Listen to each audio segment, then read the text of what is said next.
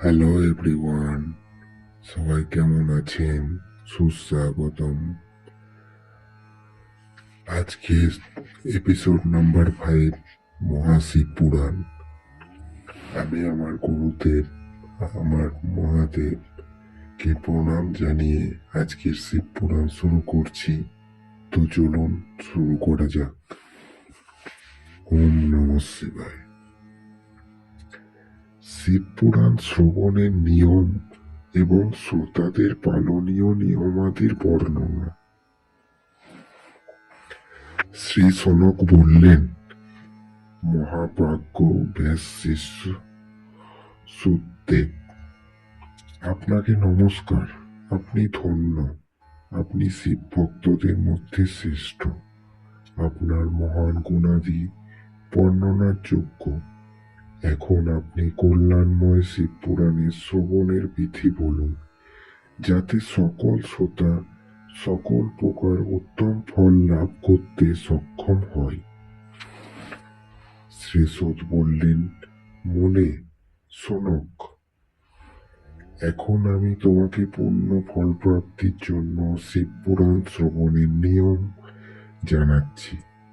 প্রথমে কোনো জ্যোতিষীকে আমন্ত্রণ করে তাকে দান সম্মানে সন্তুষ্ট করে নিজের সহযোগী লোকেদের সঙ্গে বসে কোনো বাধা বিঘ্ন ছাড়াই যাতে শিব পুরাণের কথা সুসম্পন্ন হয়,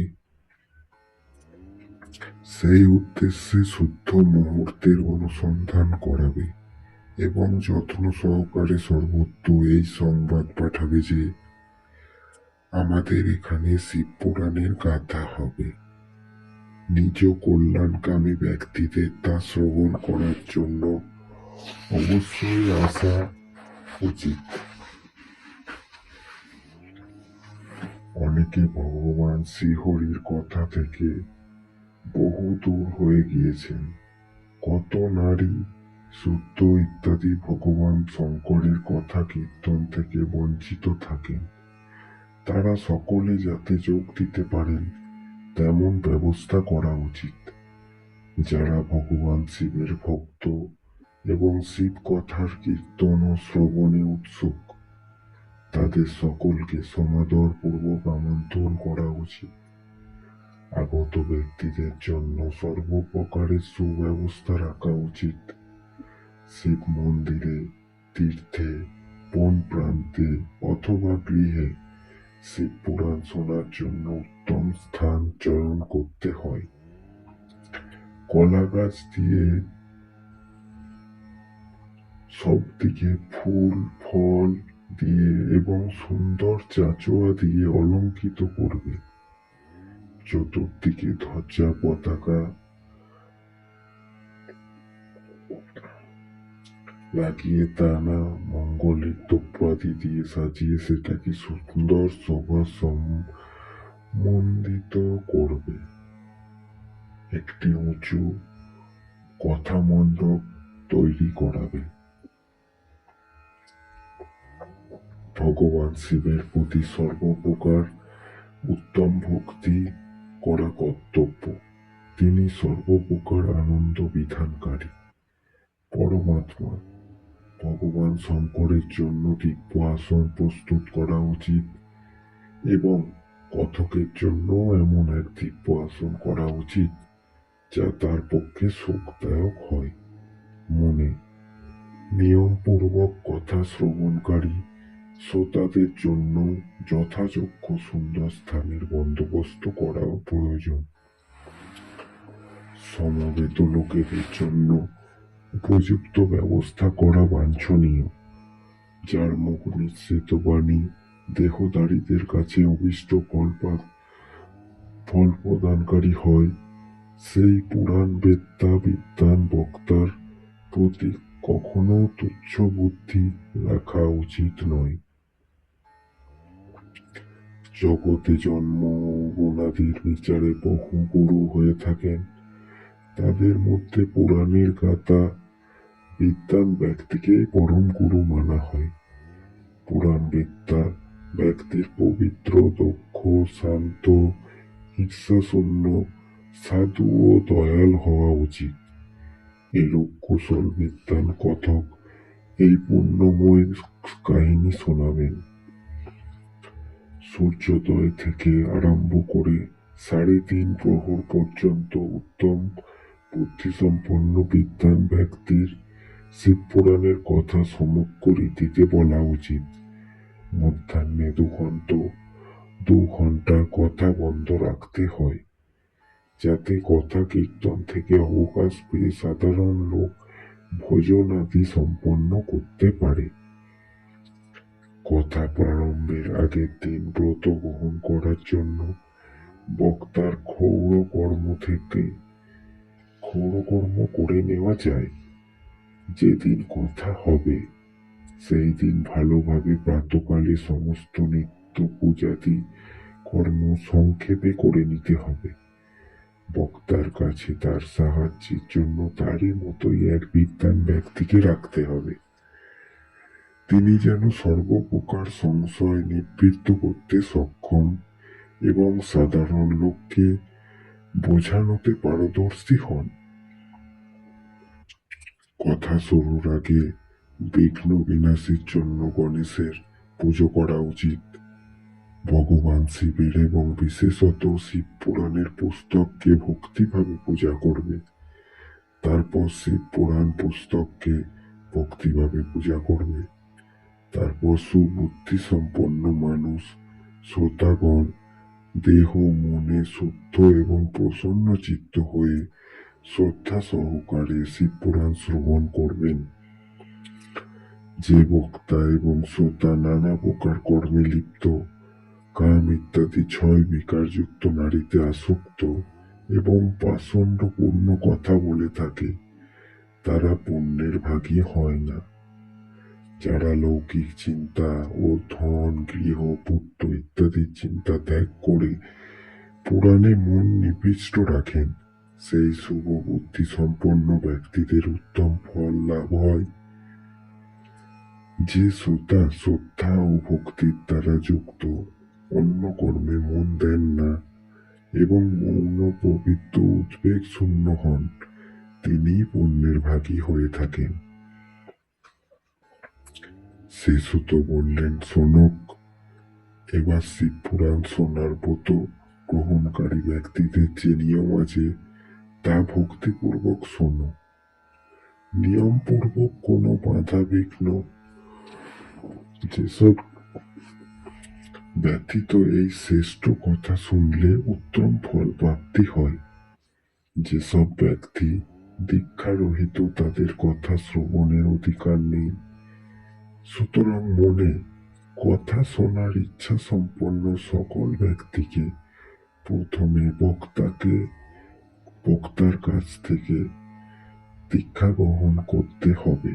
সেসব ব্যক্তি নিয়ম করে কথা শোনেন, তাদের ব্রহ্মচর্য পালন করা, মাটিতে শোয়া, পাতায় খাওয়া এবং প্রতিদিনের কথা সমাপ্তি হলে তবেই অন্ন গ্রহণ করা উচিত।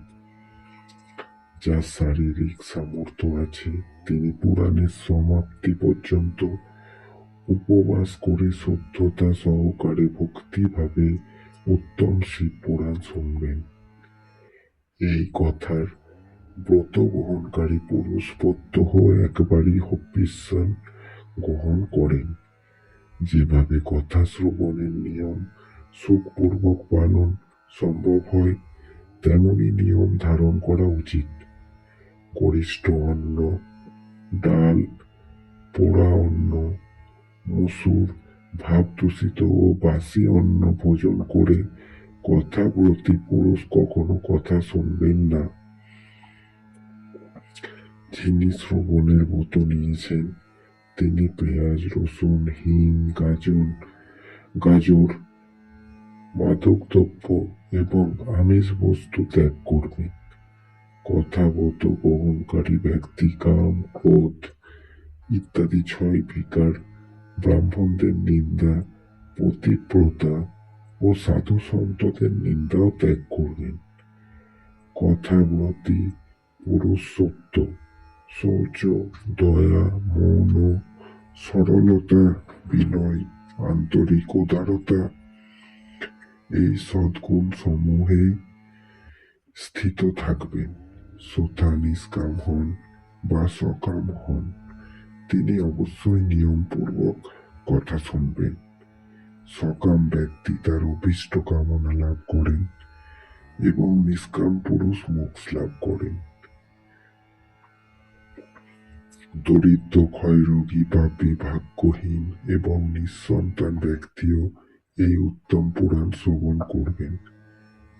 কাক, বন্ধা ইত্যাদিতে যে 7 প্রকারের দুষ্টা নারী আছে,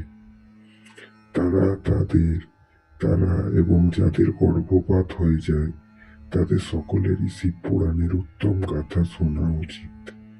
মনে, নারী হোক বা পুরুষ, সকলেরই যত্নপূর্বক বিধি নিয়ম পূর্বক এই উত্তম শিব পুরাণ শোনা উচিত। মহর্ষে, এইভাবে শিব পুরাণ কথা পাঠ এবং শ্রবণ সম্বন্ধীয় যজ্ঞোৎসবের সমাপ্তি হলে শ্রোতাদের ভক্তি এবং শ্রদ্ধা সহ ভগবান শিবের পূজায় ন্যায় পুরাণ পুস্তকেরও পূজা করা উচিত। তারপর বিধিপূর্বক বক্তাকেও পূজা করা প্রয়োজন। পুস্তককে ঢেকে রাখার জন্য নতুন এবং সুন্দর আবরণ তৈরি করবে এবং সেটি বাঁধবার জন্য দৃঢ় ও দিব্য দড়ি লাগায়।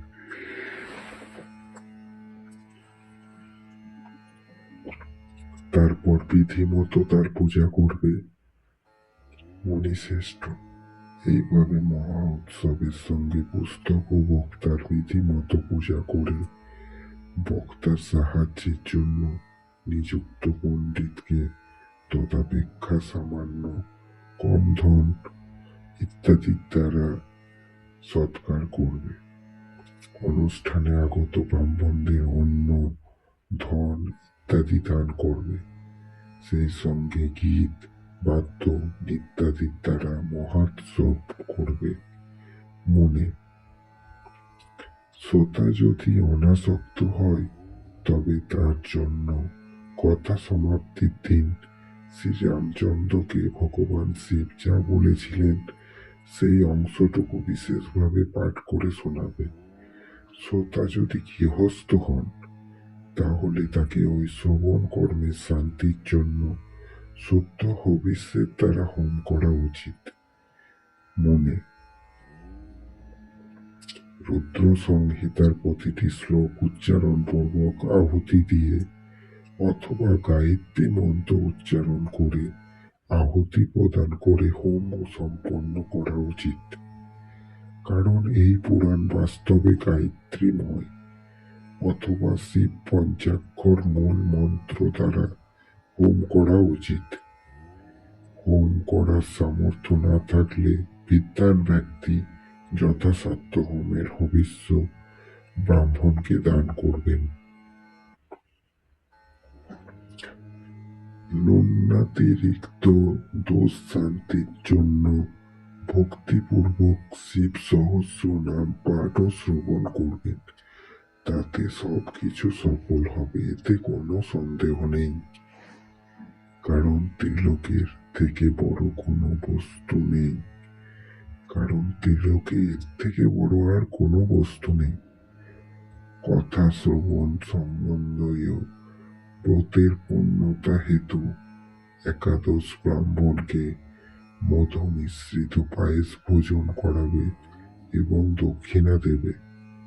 মনে, যদি সামর্থ্য থাকে তাহলে 3 তলা সোনার এক সুন্দর সিংহাসন নির্মাণ করে তাতে উত্তমভাবে নিজের বা অপরের লিখিত শিব পুরাণ পুঁথি বিধিপূর্বক স্থাপন করবে। তারপর তার আবাহন ও বিবিধ উপচারে পূজা করে দক্ষিণা দেবে। অতঃপর জিতেন্দ্রীয় আচার্যকে বস্তু, বস্ত্র, আভূষণ এবং সুগন্ধি দ্রব্যাদির দ্বারা পূজা করে দক্ষিণা সহ সেই পুস্তক তাকে সমর্পণ করবে।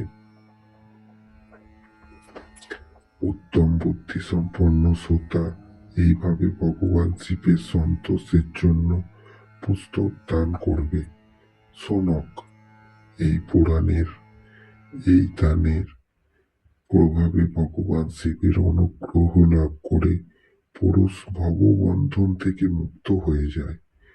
এইভাবে বিধিবিধান পালন করলে শ্রী সম্পন্ন শিব পুরাণ সমস্ত ফল প্রদানকারী এবং ভোগ ও মোক্ষের দাতা হয়।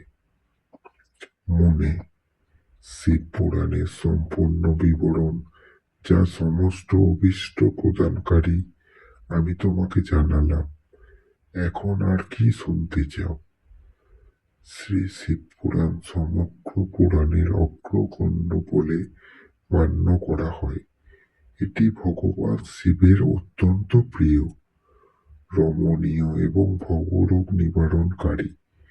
যিনি সর্বদা ভগবান শিবের ধ্যান করেন, যার বাক্য শিবের গুণসমূহের স্তুতি করে এবং যার উভয় কান্তর কথা শ্রবণ করে, এই জীবজগতে তার জন্ম নেওয়া সার্থক।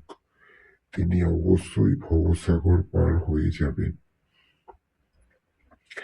বিভিন্ন প্রকারের সমস্ত গুণ, যা সচিদানন্দময় স্বরূপকেও কখনো স্পর্শ করে না, যিনি স্বমহিমায় জগতের বাইরে ও ভেতরে বিদ্যমান এবং যিনি মনের বাইরে ও ভেতরে বাণী এবং মনোবৃত্তি রূপে প্রকাশিত হন, সেই অনন্ত আনন্দ ঘনরূপ শিবের আমি স্মরণ করি। জয় শঙ্কর, হর হর মহাদেব। আজ এই পর্যন্তই। কেমন লাগলো কমেন্ট করে জানেন। ভালো লাগলে লাইক, কমেন্ট, শেয়ার করুন। শুনতে থাকুন শিব পুরাণ। দেখা হচ্ছে দ্বিতীয় পর্বে। আজকের জন্য এটুকুই। ধন্যবাদ।